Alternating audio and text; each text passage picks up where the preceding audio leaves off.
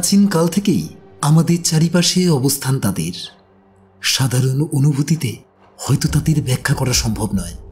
কারা তাঁরা, যারা অন্য কোনো ডাইমেনশনের বাসিন্দা হয়েও বারবার ফিরে ফিরে আসতে চায় আমাদের এই ত্রিমাত্রিক জগতে? তাদের উদ্দেশ্যই বা কি, আর তাদের জিজ্ঞাসা ও প্রতিহিংসার কারণই বা কি? নমস্কার, আসুন অন্ধকারে আজ আপনি ও আমরা একসাথে খোঁজার চেষ্টা করি সেই আদিম না পাওয়া রহস্যের উত্তরগুলি। অন্ধকারে আজ তাই আপনাদের জন্য থাকছে প্রখ্যাত লেখিকা উপাসনা রায় চট্টোপাধ্যায়ের কলমে একটি ভয়ঙ্কর গ্রাম বাংলার ভূতের গল্প, এপারে আছে ওপারে নেই। লেখিকা উপাসনা রায় চট্টোপাধ্যায় বর্তমান সময় সাহিত্যে একটি জনপ্রিয় নাম। তাঁর নিবাস নিউ বালিগঞ্জ। অধ্যাবসায় আইনে স্নাতকোত্তর, পেশায় আইনজীবী। চিকিৎসক পরিবারের সন্তান হলেও সাহিত্য চর্চা ও গান বাজনা ছিল তাঁদের পরিবারের অবিচ্ছেদ্য অংশ। তাঁর সাহিত্য চর্চা এবং ছবি আঁকা শুরু শৈশব থেকে। অর্জন করেছেন 17 শংসাপত্র।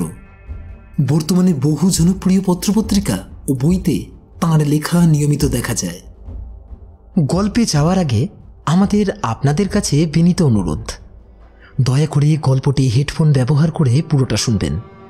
আর যদি আমাদের গল্পগুলি আপনাদের ভালো লাগে তাহলে লাইক, শেয়ার ও সাবস্ক্রাইব করে আমাদের উৎসাহ দেবেন।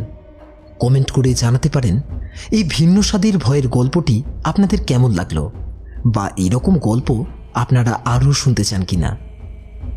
গল্পের প্রধান চরিত্রে পল্লব, কুশল ও সুনন্দা। গল্পের বিভিন্ন চরিত্রে আছেন বাপি, সমশ্রী, অরূপ ও সহেলি। গল্প পাঠে ও গল্পের সমন্বয়কারী আমি শুভজিৎ। শুরু হচ্ছে উপাসনা রায় চট্টোপাধ্যায়ের লেখা আমাদের আজকের গল্প, এপারে আছে ওপারে নেই।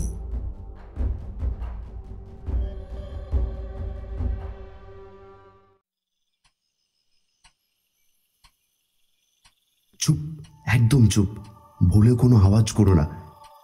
ছেলেকে চটপট ঘুম পাড়াও আগে। কি যে করো তুমি, আরো আগে ঘুম পাড়াবে তোকে। এখন হঠাৎ যদি কেঁদে ওঠে কি সর্বনাশটা হবে ভেবে দেখেছো একবার? রাত 11:30 বেজে গেছে সুনন্দা, একটা টু শব্দ যেন বাইরে না যায়। এখানকার স্কুলের নবীন অঙ্কের শিক্ষক পল্লব সামন্ত ওরফে পিলু মাস্টার তাঁর স্ত্রীর উদ্দেশ্যে চাপা ভয়ার্ত স্বরে বলে উঠলেন। পল্লববাবুর স্ত্রী সুনন্দার কোলে তাদের মাস সাতেকের পুত্র সন্তান। সারাদিন সংসারে হাড় ভাঙা খাটুনির পর ছেলেকে খাইয়ে ঘুম পাড়াতে তিনি একটু দেরি করে ফেলেন মাঝে মধ্যে। খুবই স্বাভাবিক, কারণ বাচ্চা কখন ঘুমোবে সেটা বেশ কিছুটা নির্ভর করে তার নিজস্ব মর্জির ওপর। ছেলেটা খায় প্রায় 2-2.5 ঘন্টা ধরে। আজও তাই দেরি হয়ে গিয়েছে সুনন্দার। ছটফটে শিশুকে বাগিয়ে এনে ঘুম পাড়াতে পাড়াতে এমনিতেই আরো ক্লান্ত হয়ে পড়েছিল সুনন্দা। তার উপর স্বামীর স্বরেই উষ্ণতা প্রকাশ পাওয়ায় একটু যেন আহত হলেন এবার। সামান্য ঝাঁঝালো স্বরেই উত্তর দিলেন সুনন্দা। তো ঘুমটা তুমিই পাড়াও না ছেলেকে, দেখো না পারো কিনা। পারবে না আমি জানি তো। সংসারে সারাদিন কি চলে কোনো আন্দাজ আছে তোমার? একটুকু খেয়াল রাখো। ঘড়ি শুধু ঘোড়ার মতো ছুটছে। সকাল থেকে সেই ওঠো আর কোমর বেঁধে শুধু ছুটতে থাকো। খেয়াল আছে তোমার সকাল থেকে আমি কি কি করি বলতে পারবে? পারবে না জানি তো। এক ফোঁটা তো খেয়াল রাখো না সংসারের দিকে, কি হয় না হয়। শুধু বিছানা ছাড়ো, আর ছাড়তে না ছাড়তেই সকালবেলা এক গাদা মাথায় কাজের পাহাড় নিয়ে ঘুরতে থাকো। প্রথমে তো ছেলের খাবারটা তৈরি করতে হয়, তারপর তোমার একে একে পর পর সেই প্রথমে চা, তারপর জল খাবার, তারপরে দুপুরের টিফিন। পঞ্চব্যঞ্জন সাজিয়ে না দিলে তোমার তো বাবা মুখে রুজবে না। তাকে আবার ঠেলে ঠেলে বাজারে পাঠানো মাঝখানে। আর বেরোনোর সময়টা দেখেছো কি হয়? একবার অবস্থাটা দেখো তো। সব কিছু তোমাকে একেবারে হাতের কাছে সাজিয়ে দিতে হয়। একে তো আমার কাজের শেষ নেই, তার মধ্যে টিফিনটা। সেটুকু কি তুমি নিজে একটু নিয়ে নিতে পারো না বলো তো? মানে এটা কি এমন ব্যাপার? টিফিনটা পর্যন্ত তোমার হাতে না দিলে তুমি নাও না। আমি একটা বাচ্চা মানুষ করছি না গো, এই বাড়িতে না আমি দুটো বাচ্চা মানুষ করছি। আমার হয়েছে যত জ্বালা। সুনন্দা গজগজ করেই চলেছেন। একটু দম নিলেন, তারপর আবার তার ক্ষোভের পাহাড় ছিটকে এলো কণ্ঠস্বর দিয়ে। তুমি সেই যে সকালবেলা বেরো না, তুমি জানো বেরোনোর পর কি কি চলে এই বাড়িতে? এক মুহূর্ত আমি নিঃশ্বাস নিয়ে বসতে পারি না। নিজের জন্য এক ফোঁটা ফুরসত পাই না পর্যন্ত। চা জল খাবারটুকু খেতে পারি না এক একদিন। রীতিমতো যুদ্ধ চলে এই বাড়িতে। ওকে খাওয়াতেই তো আমার 2.5 ঘন্টা লেগে যায়, তারপর ওকে স্নান করানো, সেই এক ঝঞ্ঝাট। জোর করে যদি কোনোদিন একটু ঘুম পাড়াতে পারলাম, দয়া করে একটু ঘুমোলো সে, তখন গিয়ে আমি একটু নিজের জন্য চা জলখাবারটা নিয়ে বসি। এত বেলা হয়ে যায় না জলখাবারটা খেতে এক একদিন, জানো? আর দুপুরবেলা তো অর্ধেক দিন আমার খাওয়াই হয় না। তা হবে কি করে? অত বেলা করে যদি জলখাবারটা খাই, কারোর খিদে থাকে? হ্যাঁ, তারপর তো বাচ্চাটার স্তূপাকার কাপড় কাচা থাকে মাথার ওপর। ওর ঘরে এসে সবকিছু করে ঠোরে স্নান টান করে পুজোটা তখন একটু দিতে পারি। কেল হতে না হতেই তারপর শুরু হয়ে যায় সন্ধ্যার টিফিন, তারপর তো রাতের রান্না আছেই। আমি না পারি না, আমি সত্যি পারছি না গো। স্ত্রীর অভিযোগের ঝাঁপি পুরোপুরি উপর হওয়ার পর মৃদু অথচ ঋজু কণ্ঠে পল্লব বললেন, আমি তোমায় কমবার বলেছি যে কাজ করার জন্য একজন কাউকে রাখি, তুমি তো রাখতে চাও না। সুনন্দা একটু শান্ত হয়েছেন। ঈষৎ নরম গলাতেই বললেন, তাদের পিছনে কত খরচ জানো? মাস গেলে কতগুলো মাইনে দিতে হবে, হিসেব আছে। আর শুধু মাইনেটা বলছি না গো আমি, তাদের না ফরমাইশের শেষ নেই। আজকে একটা কাপড় দাও, তারপর কালকে অন্য কিছু দাও, নইলে ধার দাও, সে তো আছে। আর প্রতিদিন খাবার, সে রুটি দাও, পরোটা দাও, লুচি দাও আর মুড়ি দাও, রোজ পাত পেরে তাদেরকে খেতে দিতে হবে, সঙ্গে চা। সংসারের না অনেক খরচ আছে। আমাদের না এখন একটা বাচ্চা আছে, ছেলের পিছনে কম খরচ কিন্তু নয়। হিসেব টিসেব বোধহয় তুমি একেবারেই রাখো না। কি তুমি বলো কি করে একজনকে রাখার কথা এখন? পল্লব এবারে কিছুটা ভৎসনার সুরে বলেন, এ তুমি কেমন কথা বলছো সুনন্দা? একটা মানুষ যে তোমায় বাড়িতে তোমাকেই সাংসারিক কাজে সাহায্য করার জন্য আসবে, আর তুমি কিনা তাকে দুটো খেতে দেওয়া নিয়ে কথা তুলছো। সুনন্দা আবার উত্তেজিত হয়ে বললেন, মন না চাইলেও হিসেবটা আমায় রাখতে হয়। আমার ইচ্ছে হয় না এরকম কথা বলতে, কিন্তু কিছু করার নেই। সংসারটা এখন 3 জনের, আর চালাতে হলে না অনেকটা হিসেব করতে হয়। তা আমি একটা কথা বলছি, তুমি যদি সংসার চালাতে ঠিক করে হিসেব আর সাশ্রয় করতে না পারো, তাহলে আমার থেকে সেটা শিখে নিও অন্তত, ঠিক আছে? কথা বলতে বলতেই বুঝি স্বামী স্ত্রীর খেয়াল হয়েছে। আতঙ্কিত মুখে ছিটকে উঠে ছেলেটাকে দোলনায় শুইয়ে দিয়ে তীর বেগে গিয়ে দরজাটা ঠিকঠাক বন্ধ আছে কিনা সেটা ভালো করে দেখে নিলেন সুনন্দা। ত্রস্ত চোখে স্বামীর দিকে তাকালেন একবার, তারপর ছুটে গিয়ে পটাপট সারা বাড়ির সমস্ত আলো নিভিয়ে দিলেন। পল্লব বুঝি হুঁশ ফিরে পেয়েছেন। তাড়াতাড়ি ঘরের কোণে রাখা দুটো খিল উঠিয়ে এনে ভালো করে এঁটে দিলেন দরজায়। তারপরে সে ছেলের গায়ে একটা মোটা চাদর দিয়ে দিলেন। ভাগ্যিস ছেলেটা ঘুমিয়ে পড়েছে, নইলে কেঁদে কেটে উঠলে সর্বনাশের আর শেষ থাকতো না। ছেলেকে এখন পুরো রাত দোলনায় রাখতে সাহস পান না সুনন্দা। বিছানায় নিজের পাশেই শোয়ান, ছেলের গায়ে হাত দিয়ে রাখেন। বলা তো যায় না আবার কখন কে কিভাবে উবে যায়। এ তো গেল একটা পরিবারের কথা। গ্রামের প্রতিটি মানুষ এখন সন্ধ্যে 7টা থেকে 7:30 বাজতে না বাজতে ঘরের সমস্ত বাতি নিভিয়ে দিয়ে শক্তপোক্ত খিল লাগিয়ে একেবারে দৌড়াটেন। রেডিও চালান না, কথা বলেন অত্যন্ত নিচু স্বরে ফিসফিস করে, যেন নিজের বাড়ির দরজার বাইরে নিজেদের কোনো অস্তিত্বের জানান দিতেই রাজি নন কেউ। গ্রামের নাম নিঝুমহাট, লোকের মুখে মুখে হয়ে গিয়েছে নিঝুমহাটি বা নিঝুমহাটা। আজ এই গ্রাম বড় বিপদের মুখে। গ্রামে গঞ্জে এমনিতেই খুব তাড়াতাড়ি রাত নামে, যত সময় এগোয় পাল্লা দিয়ে বাড়েই নৈশব্দ। কিন্তু এই আতঙ্কের কোনো রকম সূত্রপাত কিছুদিন আগেও এই গ্রামে ঘটেনি। নিঝুমহাট গ্রামীণ হাসপাতালে ডিউটি করছিলেন গ্রামেরই শীতলা মন্দির অঞ্চলের বাসিন্দা, পেশায় নার্স বেলারানী। তিনি আজকাল ডে ডিউটি করার ঘোরতর বিরোধী হয়ে উঠেছেন। নাইট ডিউটি থাকলে হয় কি, সন্ধ্যা 6টার মধ্যে হাসপাতালে পৌঁছে গিয়ে চুপচাপ বসে থাকেন। তারপর 8টা থেকে পরদিন সকাল 8টা অবধি ডিউটি করে দিনের আলোয় নির্ভয়ে বাড়ি ফেরেন। হাসপাতালে অত লোকজনের মধ্যে থাকলে অনেকটা নিশ্চিন্ত লাগে তাঁর। কিন্তু সকাল থেকে রাত 8টা অবধি ডিউটি করার পর বাড়ি ফিরতে বুক কাঁপে বেলারানীর, কারণ তখন রাত। এই তো কিছুদিন আগে নোটে রিক্সাওয়ালা বেমালুম গায়েব হয়ে গেল। বিকেলে রিক্সা নিয়ে বেরোলো, রাত্রে আর বাড়ি ফিরল না। তারপর সেই রান্নার ঠাকুর, এই গ্রামে যে কোনো অনুষ্ঠানে রান্না বান্নার জন্য তার ডাক পড়ত। চমৎকার হাত ছিল বটে রান্নার। শুক্তো, মাছের মুড়ি দিয়ে ডাল, কাতলার কালিয়া, পাঠার ঝোল থেকে শুরু করে চপ, ঘুগনি, আলুর দম, আহা, যে একবার খাবে সে আর জীবনে ভুলবে না। তাও অমন গুণী মানুষটাও কেমন যেন ভোজবাজির মতন উবে গেল একদিন। কার যে কুদৃষ্টি পড়ল গ্রামের ওপর কোন অপদেবতার যে ঘাঁটি হয়ে উঠল এই গ্রাম তা কে জানে।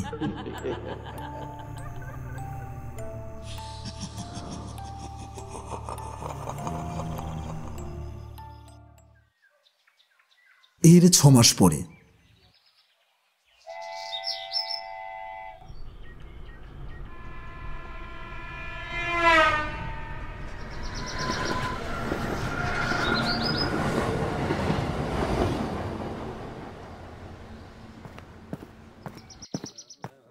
ট্রেনটা বেশ অনেকটা সময় লেট করে গন্তব্যে ঢুকলো আজ।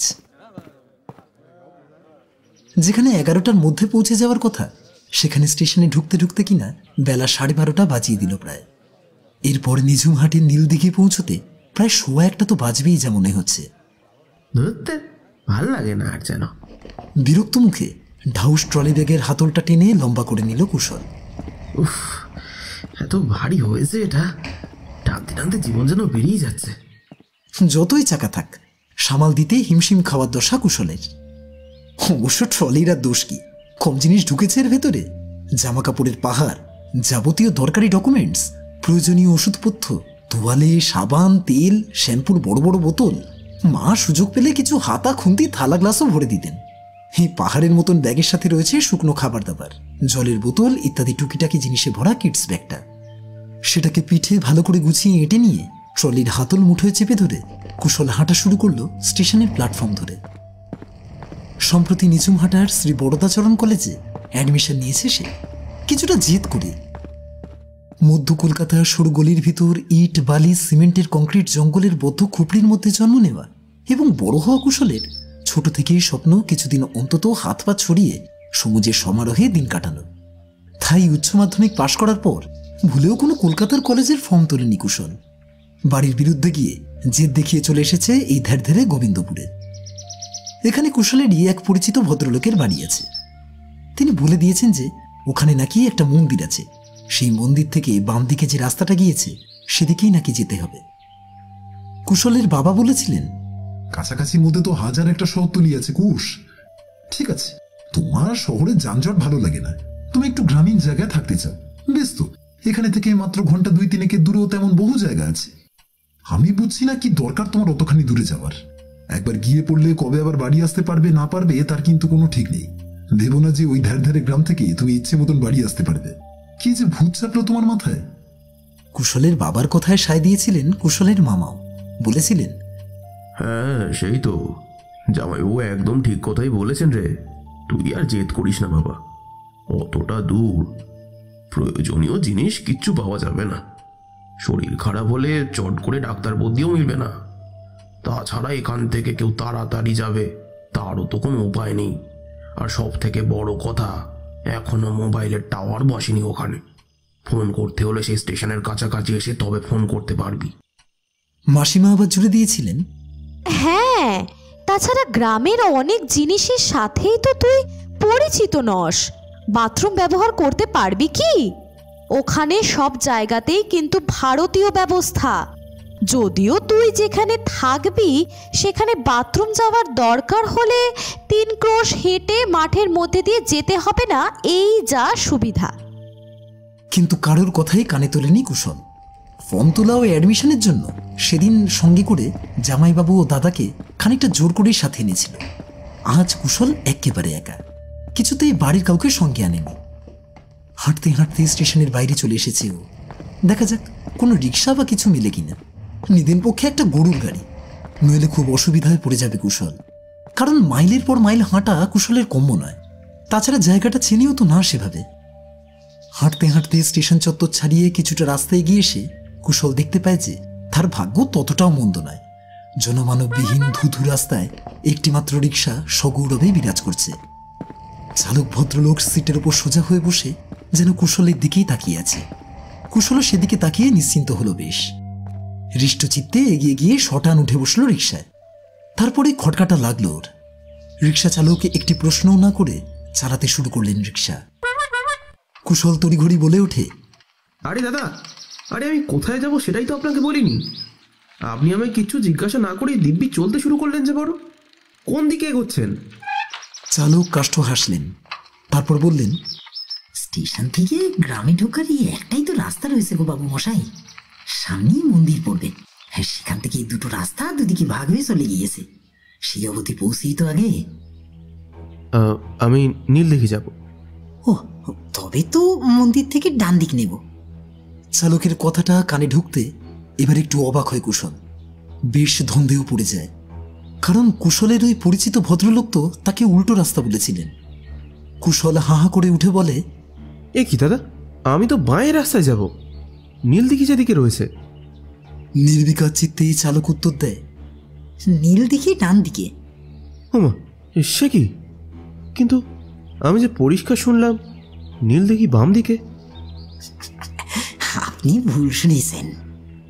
কুশল আশ্বস্ত হতে পারে না চালকের কথায়, কিন্তু বলে না কিছু, কারণ পরক্ষণেই তার মনে হয় যে রিক্সাওয়ালা এই গ্রামের মানুষ, সে নিশ্চয়ই সবটা ঠিকই জানে। হয়তো কুশলেরই কোথাও কিছু ভুল হচ্ছে। সে চুপচাপ রিক্সায় বসে রইল। মন্দিরের মুখোমুখি এসে আরও একটা ব্যাপারে একটু বিচলিত হতেই হয় কুশলকে। মন্দির থেকে বাঁয়ে যে রাস্তাটা ঢুকে গিয়েছে, সেখান থেকে ভেসে আসছে হইহট্টগোল, কান্না, চেঁচামেচির শব্দ। ব্যস্ত হয়ে কুশল চালকের উদ্দেশ্যে প্রশ্ন ছড়ে, ওদিকে কি হয়েছে ভাই? চলুন তো গিয়ে দেখি। চালক বাধা দিয়ে বললেন, কি দরকার বাবু মশাই ওদিকে যাওয়ার? আপনি নতুন মানুষ এই গায়ে, ওইসব ঝামেলা ঝঞ্ঝাটে একদম জড়াবেন না। কুশল অনেক বলা সত্ত্বেও চালক কিছুতেই রাজি হলেন না রিক্সা বাঁয়ে ঘোরাতে। বারবার সে কুশলকে ওদিকে যেতে নিষেধ করতে লাগল। কুশল ভাবল, হয়তো নিশ্চয়ই কোনো কারণ আছে, সেই জন্যই চালক চাইছেন না ওদিকে যেতে। সত্যি তো, সে নতুন মানুষ, দরকার নেই আর জোরাজুরি করে। রিক্সা ঘুরে গেল ডাঁয়ের রাস্তায়।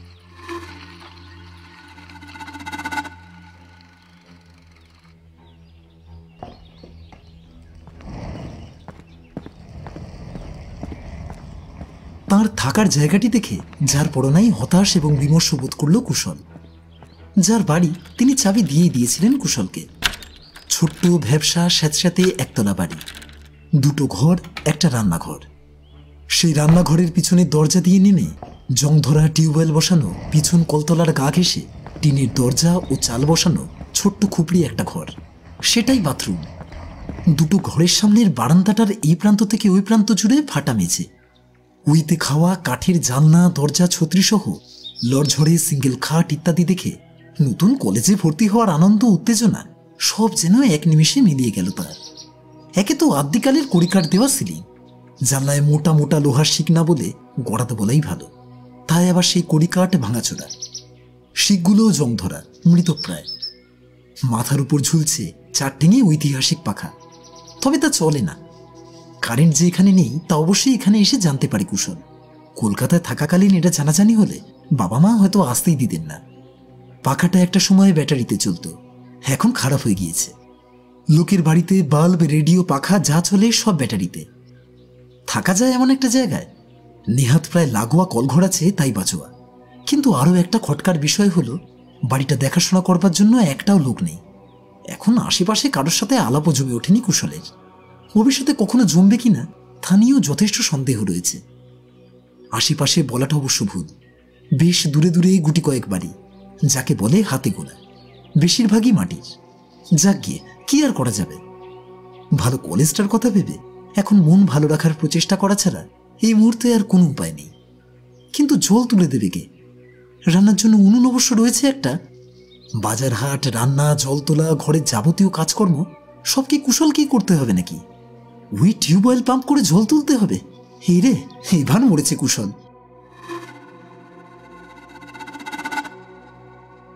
এখানে আসার পথে মন্দিরের মুখে যে চেঁচামেচির শব্দ কানে এসেছিল, সেদিন সন্ধেবেলাতেই কিন্তু তার কারণটা গোচরে এসে গেল কুশলের। ওই মন্দির থেকে বাঁয়ে ঘুরলেই একদম সামনেই বাড়ি বেলা রানী দাসের।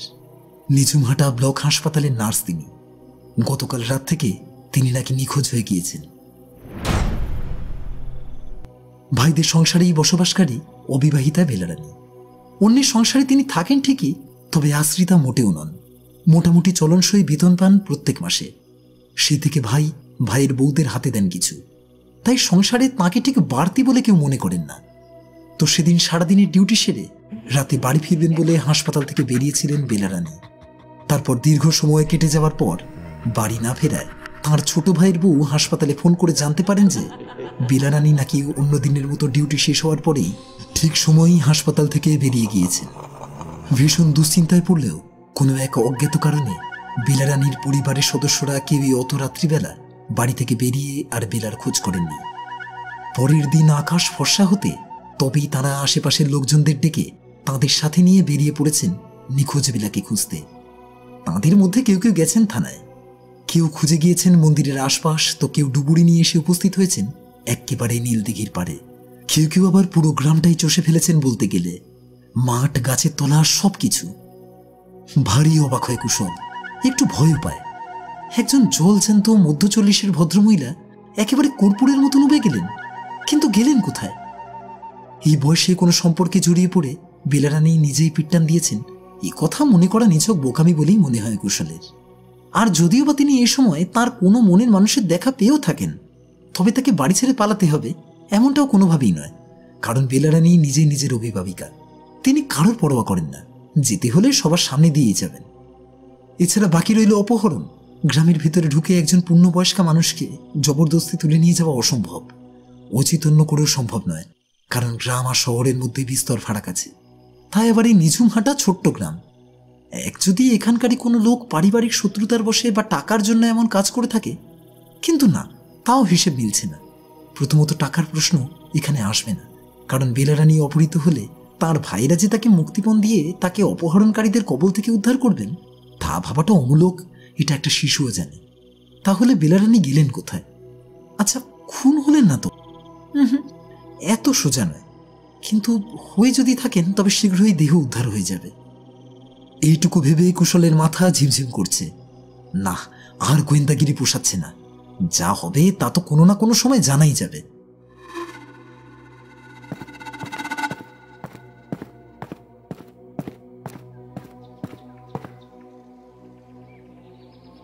বিকেলে ওই 5:30 নাগাদ মন্দিরে এসে চাতালে একটু বসেছিল কুশল।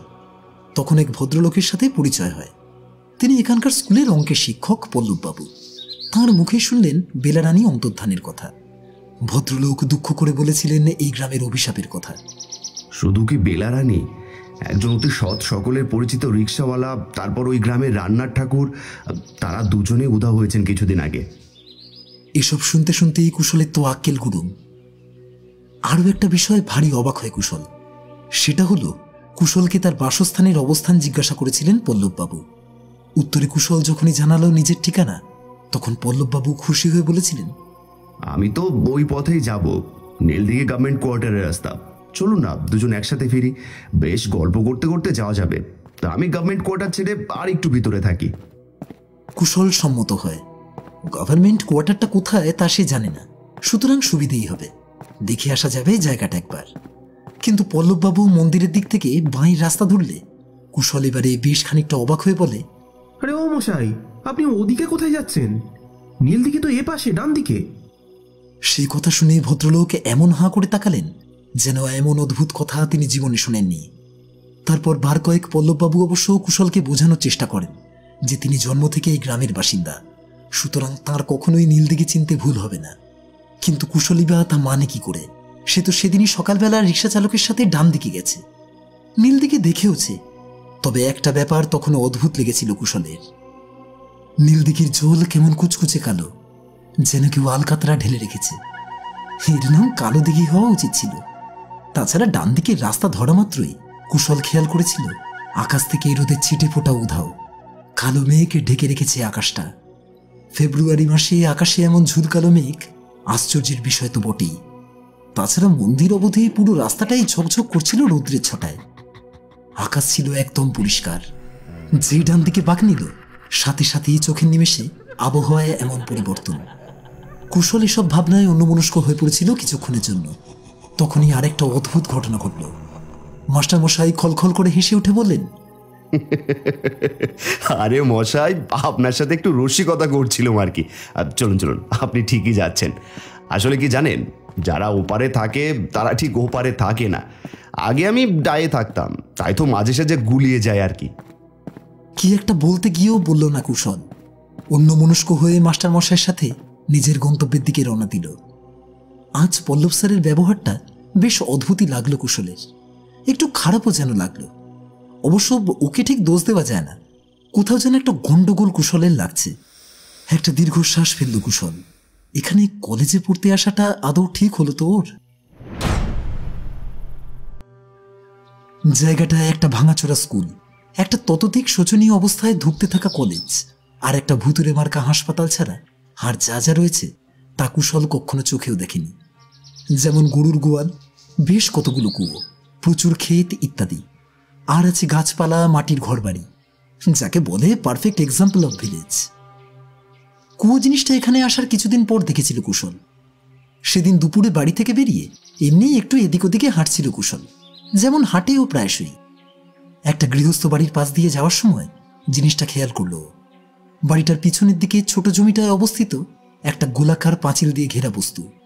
কুশলের প্রথমটায় মনে হয়েছিল জঞ্জাল ফেলার ভ্যাট জাতীয় কিছু একটা হবে, পাত্তা না দিয়ে চলেই যাচ্ছিল। হঠাৎ নেহাত কৌতূহলের বসেই এগিয়ে গিয়েছিল একবার দেখার জন্য। কাছাকাছি যেতেই খুব অবাক হয় কুশল। ভেতরটা তো একটা বড় গর্ত বলে মনে হচ্ছে। এগিয়ে সেটার ধারে গিয়ে নিচের দিকে একবার তাকাতেই মাথাটা ঘুরে উঠল কুশলের। সভয় লাফিয়ে কুশল 3 পা পিছিয়ে এলো। ওটা তো একটা কুয়ো।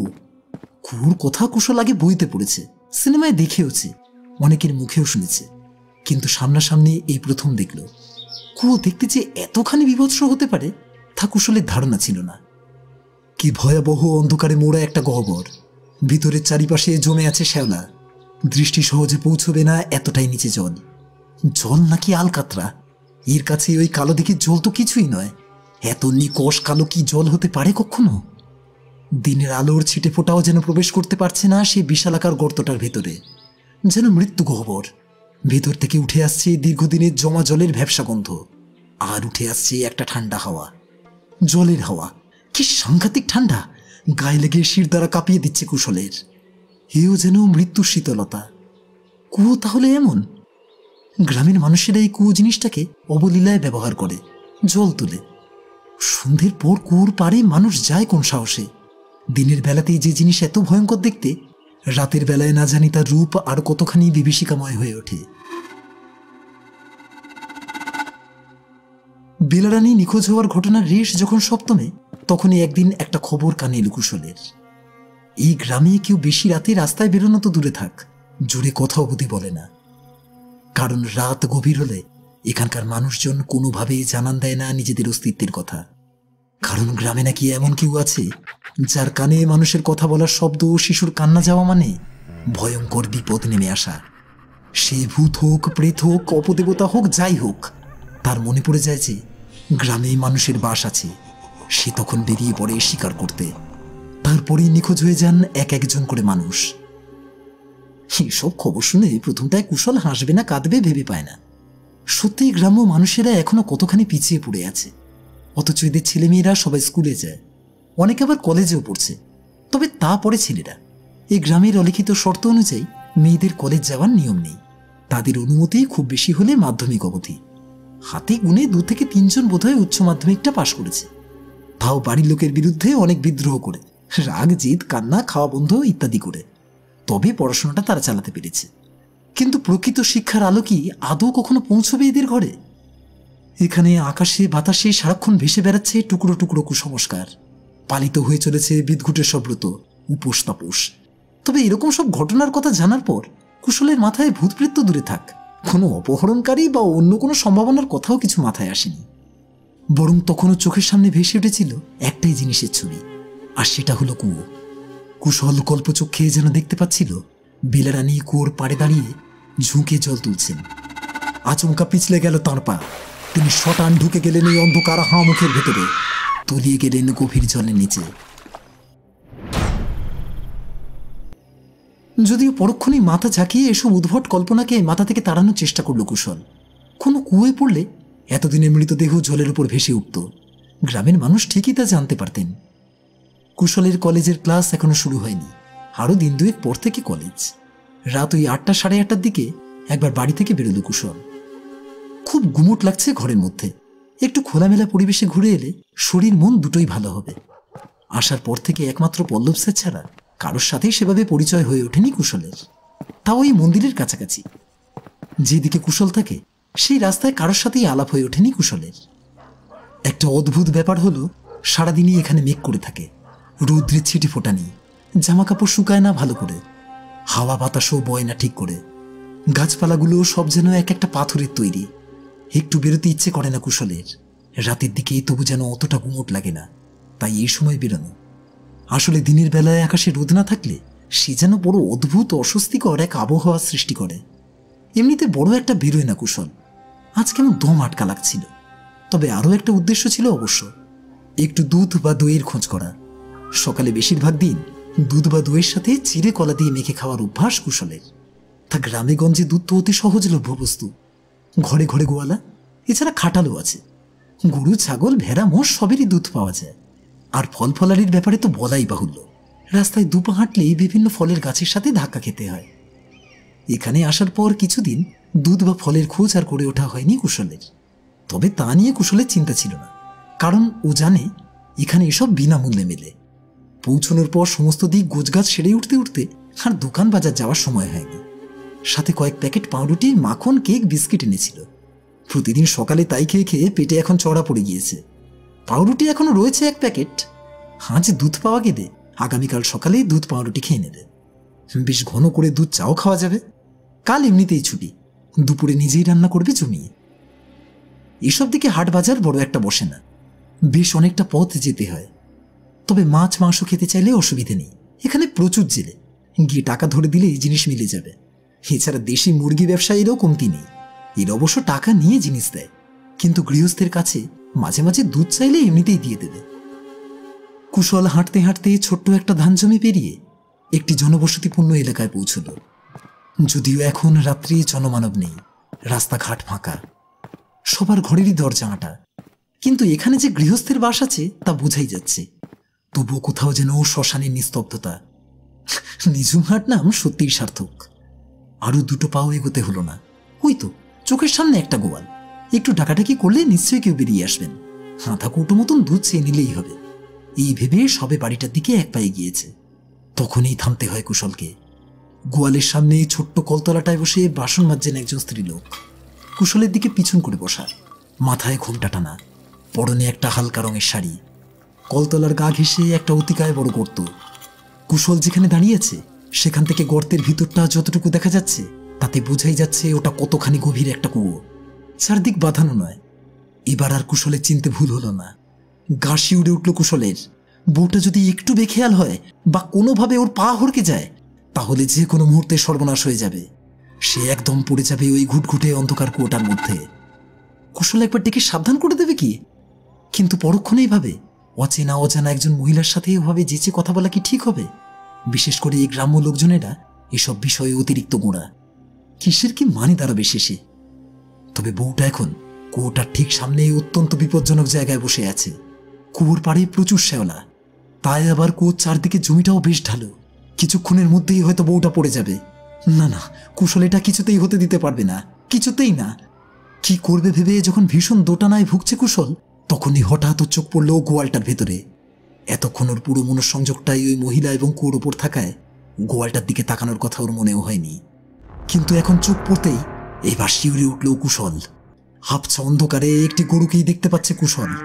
এদিকে মুখ করে দাঁড়িয়ে খড়বিচুলি খাচ্ছে সাদা রঙের গরুটা। প্রাণীটা দুটো চোখের বাকি অংশ সাদা হলেও চোখে মনিটা টকটকে লাল। আচ্ছা, গরুটা কি অন্ধ?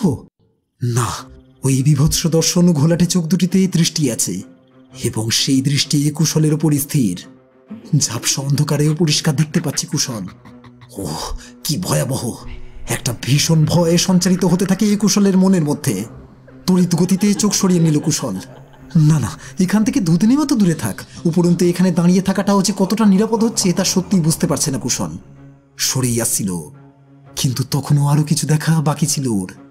সবে একটা পা পিছিয়েছে। ঠিক এমন সময় ভদ্রমহিলা বাঁ হাতে একটা বালতি নিয়ে শটান হাতটা ঢুকিয়ে দিলেন কুয়োর ভেতরে। জলের মধ্যে কিছু একটা ডোবার গ্লব গ্লব করে শব্দ ভেসে এলো, এবং চোখের পলকে ভর্তি জল সহ বালতিটা তুলে আনলেন ভদ্রমহিলা। কুশলের সারা শরীর কেঁপে উঠল। একটা কুয়োর জলের অবস্থান যেখানে থাকে, দড়ি ছাড়া কোনোভাবেই সেখানে বালতি ছোঁয়ানো সম্ভব নয়। তাহলে উনি জল তুললেন কেমন করে? তবে কি জলস্তর এতটাই উপরে? কিন্তু তা কি করে হয়? যদিও কুশল সচক্ষে একবারই কুয়ো দেখেছে, কিন্তু কুয়ো সম্বন্ধে সে তো জানে। এমন কুয়ো তো জীবনে কখনো কোনো ছবিতে ভিডিওতে চোখে পড়েনি কুশলের। বাস্তবে যেদিন দেখলো সেদিন তো দেখলো জলস্তর অত্যন্ত নিচে। সেটা হওয়া অস্বাভাবিক নয়, কারণ অনেক কারণেই কুয়ো শুকিয়ে যেতে পারে। তবে তবে কি মহিলার হাতটাই লম্বা হয়ে? অসম্ভব। না না, এইসব কি যাতা ভাবছে কুশল। একটা গরুর অদ্ভুত চোখ দেখে ও এতটাই ভয় পেয়ে গেল নাকি? জোর করেই ভয়টা দূর করার চেষ্টা করতে থাকে কুশল, কিন্তু না, এক ধাক্কায় নতুন করে ভয়ের পারতটা অনেকখানি চড়ে যায়। আবার গরুটা কেমন ঘাড় বেঁকিয়ে তাকিয়ে রয়েছে ওর দিকে। আর কি সাংঘাতিক! এখন গরুটা দু চোখে সেই লাল রঙের মণি সম্পূর্ণ ওধাও, পুরো চোখটাই ঘোলাটে সাদা। প্রচন্ড আতঙ্কে কুশল চিৎকার করে ওঠে সেই ভদ্রমহিলার উদ্দেশ্যে। দিদি দিদি দিদি শুনছেন? দিদি। এবারে ঘাড় ঘুরিয়ে তাকিয়েছেন মহিলা। অন্ধকারে মুখটা স্পষ্ট বোঝা না গেলেও তাঁর দুটো চোখ পরিষ্কার দেখতে পেল কুশল। সেই চোখে কোনো মণি নেই, পুরো চোখ দুটোই মরা মাছের মতো ঘোলাটে সাদা। খলখল করে হেসে উঠলেন মহিলা, ফ্যাঁস ফ্যাঁসে স্বরে বললেন, যারা এপারে আছে তারাও পারবে।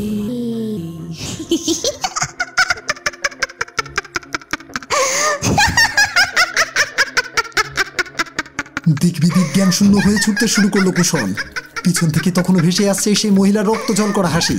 পায়ের জোর ক্রমশ কমে আসছে কুশলের। মাথার ভিতরটায় কেমন একটা অসহ্য কষ্ট হচ্ছে, বুকটা হাঁপড়ের মতন ওঠানামা করছে। কতক্ষণ যে এক নাগারে ছুটেছে খেয়াল নেই কুশলের, কিন্তু এবার থামতে হবে, নইলে রাস্তার উপরেই পড়ে যাবেও। সামনেই একটা বড় গাছ দেখতে পেয়ে তার নিচে ধপাস করে বসে পড়ল কুশল। দরদর করে ঘামছে ও, জামা কাপড় ভিজিয়ে সপ সপ করছে, সারা শরীর কাঁপছে। ও একটু আগে যা যা দেখেছে তা কি সত্যি? এও কি সম্ভব? কিন্তু নিজের চোখে অবিশ্বাস করেই বা কি করে? যত অন্ধকারই থাকুক না কেন, ও যা দেখেছে তাতে যে কোনো ভুল নেই সে বিষয়েও নিশ্চিত। ভীষণ ভয়ে আতঙ্কে হাত পা অবশ লাগছে এখন, কিন্তু এখানে বসে থাকাটাও নিরাপদ হচ্ছে না। টলতে টলতে উঠে দাঁড়ায় কুশল, দম চেপে হাঁটতে থাকে। নিজের ঘরে পৌঁছে দরম করে দরজাটা বন্ধ করে তিল মাত্র বিলম্ব না করে আলো নিভিয়ে বিছানায় গিয়ে শুয়ে পড়ে। চোখ বুঝে কুকড়ে শুয়ে থাকে, শুয়েই থাকে।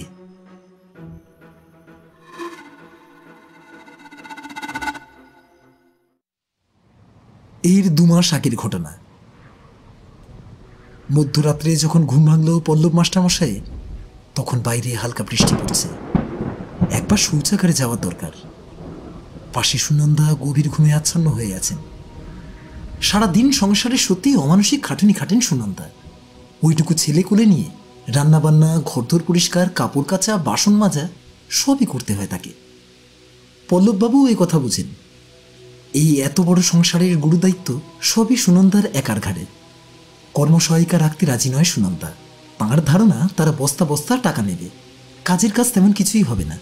এছাড়া কামাই তো তাদের লেগেই আছে। তবু পল্লব ভাবছেন এবার ঠিকই একজনকে রাখতেই হবে, কারণ অত ছোট বাচ্চা রয়েছে বলেই সমস্যা বেশি। বাচ্চার পর্বত সমান কাঁথা কাপড় কাচতে কাচতেই তো দম শেষ হয়ে যায় বউটার। আর ছেলেটাও হয়েছে তেমন ঘ্যানঘ্যানে, ঘরে একলা রাখলেই চিৎকার করে বাড়ি মাথায় তুলবে। পল্লববাবুর বাড়ি ফিরতে ফিরতে সন্ধ্যা নেমে যায়। আর কোনোদিন যদি একটু বেশি দেরি হলো তবে তো কথাই নেই, আরও সমস্যায় পড়ে যান সুনন্দা। আসলে পল্লববাবু ফিরলে ছেলেটাকে একটু ধরতে পারেন, তখন সুনন্দাও চটপট কাজ সারতে পারেন। একা ঘরে ছেলেকে শুইয়ে রাখলেই কাঁদতে শুরু করবে। ছেলের কান্নার স্বর ঘরের বাইরে গেলেই যে সর্বনাশ। সুনন্দার পাশে শুয়ে আছে ছেলে, এখন ঘুমোচ্ছে। কখন ঘুম ভেঙে কেঁদে উঠবে তা কি জানে। পল্লববাবু অত্যন্ত সন্তর্পণে উঠে জানলায় রাখা হ্যারিকেনটা নিয়ে শব্দ না করে দরজা খুলে বারান্দায় বেরিয়ে এলেন। দরজা দিয়ে বেরিয়ে ডান পাশে গিয়ে বারান্দা থেকে নামলেই শৌচাগার। শিকলের আওয়াজ বাঁচিয়ে অতি সাবধানে ঘরের দরজাটা আবার ভেজিয়ে দিয়ে হ্যারিকেনের শিখাটা সামান্য বাড়িয়ে নিলেন পল্লব।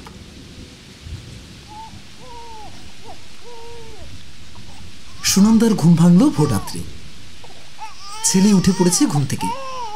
তার কান্না থামাতে অন্ধকার হাতড়ে তড়িঘড়ি বাটিতে একটু জল নিয়ে তাতে ঝিনুক ডোবালেন সুনন্দা। খাটের গা ঘেঁষে রাখা একটা ছোট টুলে ছেলের জন্য সব গোছানোই থাকে, সুতরাং অন্ধকারে নিতে তেমন অসুবিধে হয় না। তাছাড়া ঘরে নিভু নিভু হলেও একটা হ্যারিকেন জ্বলে, তাতে সামান্য হলেও আলো ছড়ায় ঘরে। এখন ঘুম থেকে উঠে ঘরে হেরিকেন না দেখে সুনন্দা বুঝে গেলেন যে তার স্বামী বাথরুমে গিয়েছেন। হাতে বাটি ঝিনুক নিয়ে সুনন্দা স্বামীর জন্য অপেক্ষা করতে লাগলেন। তিনি ফিরলে ছেলের দুধটা একটু গুলে দিতে বলবেন, নয়তো বলবেন ছেলেটাকে একটু ধরতে, তখন তিনি নিজেই দুধ বানিয়ে নেবেন। বর্তমান সময়। আজ সকালে মন্দিরের সিঁড়িতে একটু বসার উদ্দেশ্যে বেরিয়েছিল কুশল। তখনই মন্দিরে আসা কিছু লোকজনের মুখ থেকে সে আলোচনা শুনল বেশ কিছুদিন আগে এক মধ্যরাত থেকে পলু মাস্টার নিখোঁজ। তাঁর স্ত্রী ঘুম থেকে উঠে তাঁকে না দেখে প্রথমটা ভেবেছিলেন যে তাঁর স্বামী বুঝিবা শৌচাগারে গিয়েছেন, কিন্তু দীর্ঘক্ষণ কেটে যাওয়ার পরও স্বামী না আসায় তিনি ছেলে কোলে করে ঘর থেকে বাইরে বেরিয়ে শৌচাগারের সামনে গিয়ে দেখেন শৌচাগারের দরজা খোলা।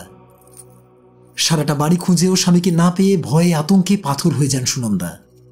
ভোরবেলা কাঁদতে কাঁদতে প্রতিবেশীদের বাড়ি ছোটাছুটি করেন। সকলে মিলে পুরো পাড়া জুড়ে খুঁজতে শুরু করেন পল্লব মাস্টারকে। থানাতেও খবর দেওয়া হয়েছে, কিন্তু বিস্তর তল্লাশি চালিয়েও এখনো কোনো খোঁজ মেলেনি মাস্টার মশাইয়ের। একমাত্র বাড়ির পেছনে ঝোপের মধ্যে থেকে কাঁচ ভাঙা হেরিকেনটা উদ্ধার হয়েছে। স্থানীয় মানুষজন সবটা বুঝেই গিয়েছেন। পল্লববাবুও যেন বেলারানির মতো বেমালুম উবে গিয়েছেন। কুশল এবার বেজায় ঘাবড়ে গেল। বিশেষত ও নিজেও যা দেখেছে সেই দৃশ্য চোখের সামনে ভেসে উঠলেই ওর বুকের রক্ত জল হয়ে যাচ্ছে। বাড়ি ফিরে এলো কুশল। আজ সারাদিন আর বেরোবে না। আবার কোত্থেকে কি দেখবে তার ঠিক নেই। ভয় পেয়ে চোট্টর এসে গেলে বিপদ হয়ে যাবে। পরশু থেকে কলেজ, তাছাড়া এখানে ওকে দেখাশোনা করারও তো কেউ নেই। কেয়ারটেকারেরও তো বালাই নেই। তবে এক সন্ধ্যায় একজন লোক যেচে এসে কুশলের সাথে দেখা করেছিল। হেরিকেনের টিমটিমে আলোয় লোকটার চেহারাটা মোটেই ভালো করে বুঝতে পারেনি কুশল।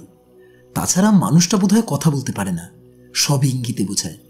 সে নাকি কাজের জন্য এসেছে, কিন্তু ওই একটাও কথা বলে না। প্রথমে তো কুশল ঘাবড়ে গিয়েছিল। ও লোকটাকে প্রথম প্রশ্ন করে, কি গো, তুমি সকালে আসবে কটায়? আমায় কিন্তু কলেজে বেরোতে হবে। তুমি সকাল সকাল আসবে তো? উত্তরে দুদিকে মাথা নাড়ে লোকটা। তোমার কি বেলা হবে আসতে? আবার দুদিকে মাথা নাড়ে।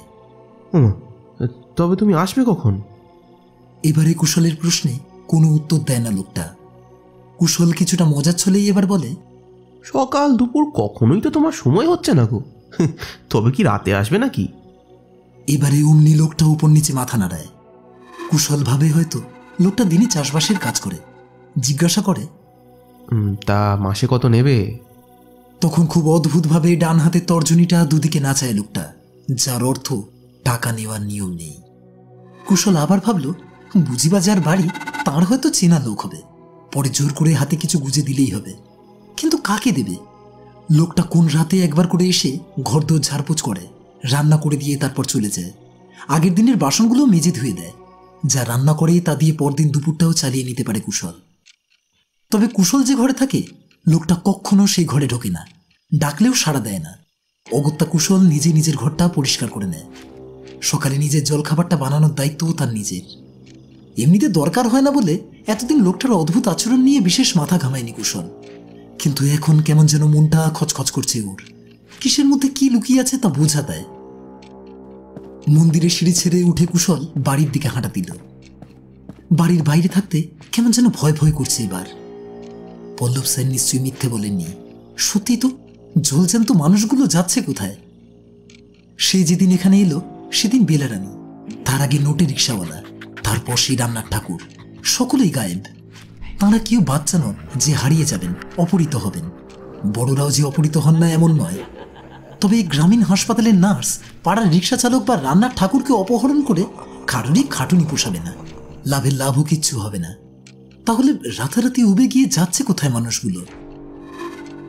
প্রায় বাড়ির কাছাকাছি চলে এসেছিল কুশল। ঠিক তখনই একটা অদ্ভুত জিনিস চোখে আটকে গেল ওর। এক শুভ্র বসনা ভদ্রমহিলা হেঁটে আসছেন। সাধারণ সাদা রঙের পোশাক হলে এতটা অবাক হতো না কুশল, কিন্তু ভদ্রমহিলার পরনে নার্সের ইউনিফর্ম। বলাই বাহুল্য যে তিনি নিঝুমহাটা গ্রামীণ ব্লক হাসপাতালে কর্মরতা। কিন্তু হাসপাতাল তো কালো দিঘি, থুরি নীল দিঘির গা ঘেঁষে অবস্থিত। সে জায়গা তো বেশ খানিকটা পিছনে, অনেকক্ষণ আগেই ফেলে এসেছে কুশল। পোশাক গায়ে রয়েছে, অর্থাৎ তাঁর এখন ডিউটি চলছে। তাহলে হাসপাতাল ছেড়ে এতখানি দূরে এসেছেন কেন উনি? আর এদিকে কোথায় বা যাচ্ছেন?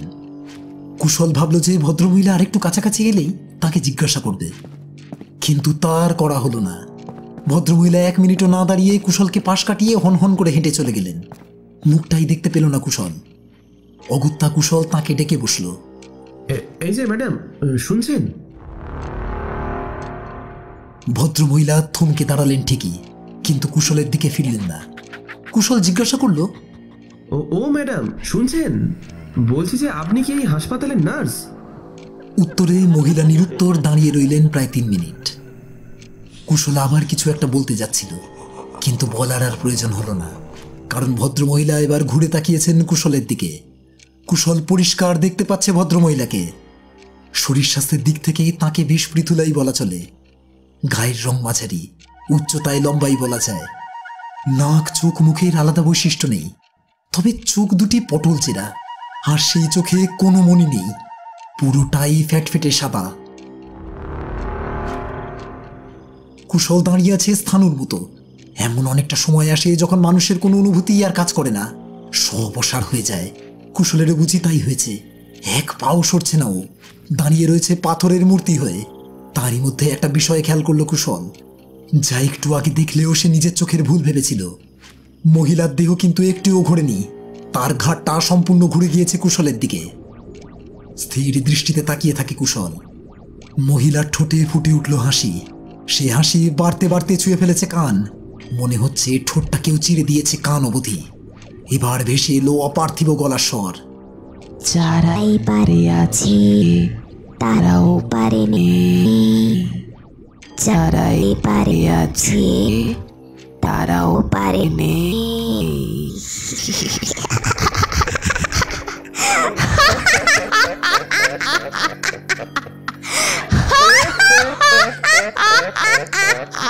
যারাই পারে আছে তারাও পারেনি।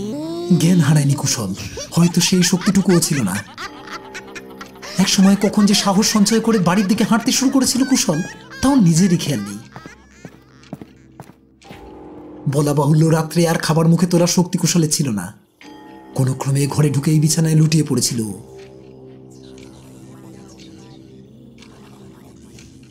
অনেক রাতে ঘুম ভাঙলেও মৃদু কথাবার্তার শব্দে। কারা যেন ঘরের ভিতরে কুশলের খুব কাছাকাছি দাঁড়িয়ে নিজেদের মধ্যে কথাবার্তা বলছে। ঘুমের ঘোরে কুশলের মনে হলো ঠিক কথাবার্তা নয়, কয়েকটা শব্দ, মানে একটাই বাক্য বলে চলেছে তারা। তাড়াতাড়ি বিছানায় উঠে বসে কুশল। ঘর একেবারে ঘুটঘুটে অন্ধকার, কিচ্ছু ঠাউর হচ্ছে না। চোখ কচলালো কুশল। তীব্র আধারে ধীরে ধীরে সয়ে আসছে চোখ, ক্রমশ স্বচ্ছ হচ্ছে দৃষ্টি। কুশল পরিষ্কার বুঝতে পারছে 4 জনের উপস্থিতি। তারা যে কারা এখন কুশল তাও বুঝতে পারছে। প্রথম জন পল্লব মাস্টার মশাই, দ্বিতীয় জন কুশলের পরিচারক অর্থাৎ রান্নার লোক, তৃতীয় জন সেবিকা বেলারানু, চতুর্থ জন আর কেউ নন সেই রিক্সাওয়ালা। কুশল এখন যে শুধু চোখে স্পষ্ট দেখতে পাচ্ছে তা নয়, কানেও পরিষ্কার শুনতে পাচ্ছে ওদের কথা। ক্রমাগত একটি বাক্য 4 জনে মিলে আউড়ে চলেছে।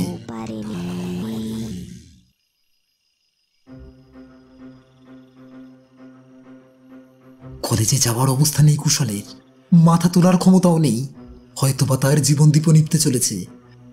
কুশল অনেক কিছুই জানে না, যদি জানতো তবে সেদিন সে রিকশায় উঠত না। ঘটনাগুলি কিছুটা হলেও আজ পরিষ্কার কুশলের কাছে। সে আগেই শুনেছিল সবটা। রাত নামলে এই নিঝুম হাঁটার সকল বাসিন্দারা কেন ঘরদোর বন্ধ করে দেন। নিজের ঘরটুকুর বাইরে নিজেদের অস্তিত্বের কোনো প্রমাণই রাখতে চান না, যাতে কোনো অপদেবতার দৃষ্টি গ্রামবাসীদের দিকে আকর্ষিত না হয়। যার আওয়াজ শুনতে পাবে সেই সর্বনাশা তাকেই যে গায়েব করবে। প্রশ্ন ছিল মানুষগুলো যাচ্ছে কোথায়। সেই প্রশ্নের উত্তর এতদিন ছিল কুশলেরও অজানা, কিন্তু আজ বোধ হয় কুশল তো জানতো এই গ্রামে একটাই হাসপাতাল, একটাই নীলদিঘি। তবে মন্দির থেকে বাঁয়ে যে রাস্তা ঢুকে গেছে সেখানেও একটা হাসপাতাল, একটা স্কুল, একটা কলেজ কি করে থাকে। অনেকগুলি প্রশ্ন দলা পাকাতে থাকে কুশলের মাথায়। কার রিকশায় উঠেছিল কুশল প্রথম দিন? কে রান্না করে কুশলের বাড়িতে? শুভ্র বসনা ওই সেবিকাই বা কে? আর সব থেকে বড় প্রশ্ন, কুশল এখন কোথায়? এপারে নাকি ওপারে?